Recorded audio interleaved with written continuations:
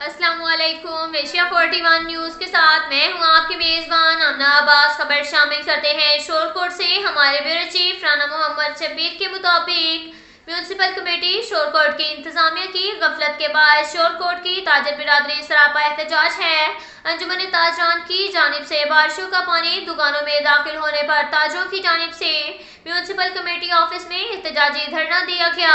इस मौका पर ताजरों का कहना था कि हालिया दिनों में होने वाली बारिशों का पानी गुज़िश्ता कई रोज बाजार में जमा रहता है, जिसकी वजह से कारोबार तबाह होकर रह गए हैं, जबकि बारिशों के पानी की निकासी न होने की वजह से ये पानी दुकानों में दाखिल हो चुका है, जिसके बायस दुकानों का लाखों रुपए मालियत का फर्नीचर और सामान तबाह हो चुका है और कई दुकानें गिरने वाली हैं। ताजरों ने आला हुक्काम से फौरी तौर पर नोटिस लेने का मुतालबा किया है। अब तक के लिए इतना ही काफ़ी है। मिलते हैं अगले बुलेटिन में, हमारे साथ रहिएगा। अल्लाह।